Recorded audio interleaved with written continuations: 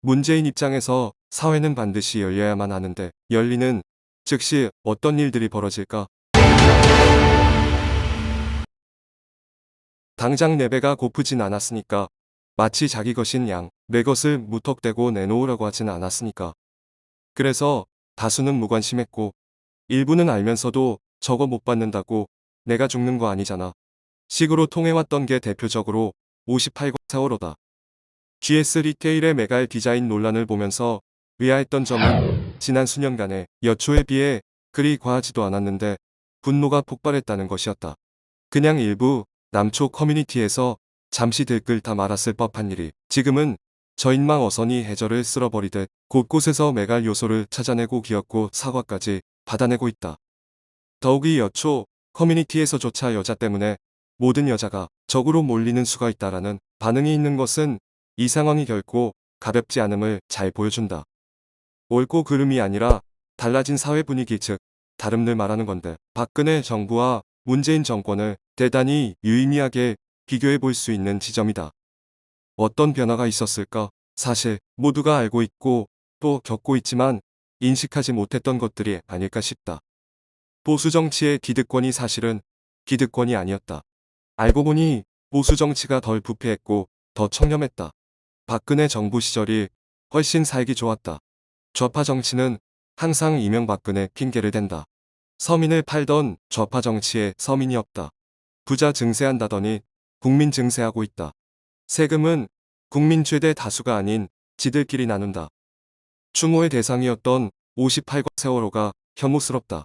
세금은 늘고 일자리는 갈수록 제한적이다.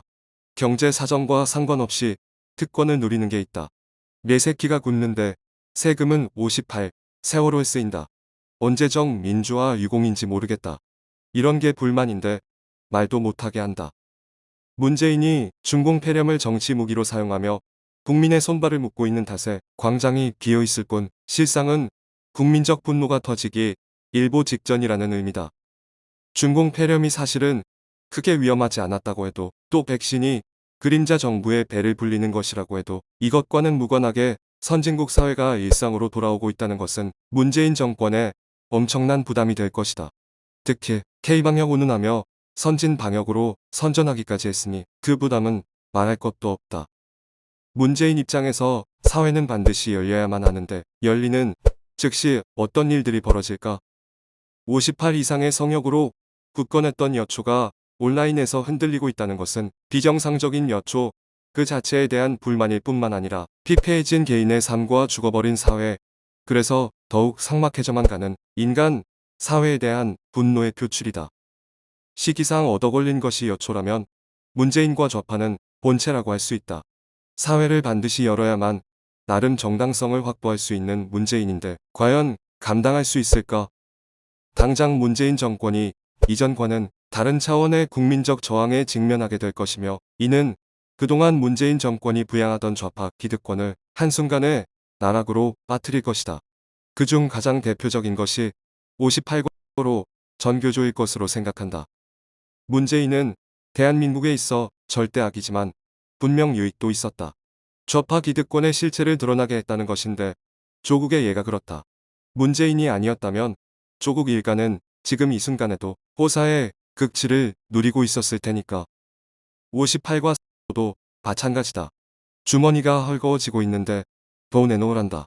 무관심했던 국민이 피해를 느끼면서부터는 58이나 세월호와 같이 좌파가 먹여 살리는 조건으로 정치 무기화한 이슈 자체를 적폐로 인식하는 게 상식 아닌가. 1. 문재인은 온갖 핑계로 선동하며 최대한 긴 시간 사회를 통제하려 할 것이다. 대략 내년 대선까지. 그렇다면 정권을 지킬 자신이 있다는 것일까? 답은 부정과 조작, 또는 내각제 개헌동의 둘 중 하나다. 1. 문재인 정권에 대한 국민적 분노가 윤석열을 키웠다. 사기 탄핵에서 윤석열의 역할과 배경으로 존재했던 김무성을 조합해보자. 그리고 현재 문재인의 처지와 김무성이 주장했던 이원집 정부제도 고려해보자. 문재인이 부정과 조작 없이 노후를 보장받는 방법은 내각제 개헌에 동의하고 내각제 세력으로부터 보호받는 수밖에 없다. 이원집정부제는 대통령의 허수아비로 존재하는 내각제로 이해하시면 됩니다. 매각제에 대한 국민 동의가 어렵다는 것을 아는 김무성이 국민을 속이기 위해 거론했습니다. 3. 하지만 개헌은 시간을 필요로 한다. 결국 우리가 경계해야 하는 건 선거 부정과 조작이라는 뜻이다. 여기에 중공을 가미하면 이야기는 또 달라진다. 국힘당이 윤석열을 삼지대에 방치하는 수단으로 사장시켜버릴 수 있고 윤석열이 문재인의 노후를 보장하는 호위무사가 될 수도 있다.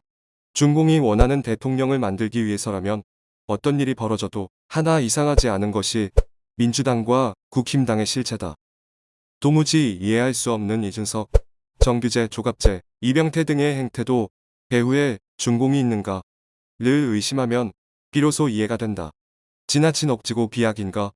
그렇다면 나를 비난하기 이전에 우선 저들에게 물어보기를 바란다. 친중 의혹이 하루 이틀 된 게 아닌데 긍정도 부정도 어떤 반응도 없는 이유가 뭔가요? 친중이면 버려질 테고 반중이면 죽을 테니까 그저 닥치고 있는 수밖에. 아무튼 정신 바짝 차리자.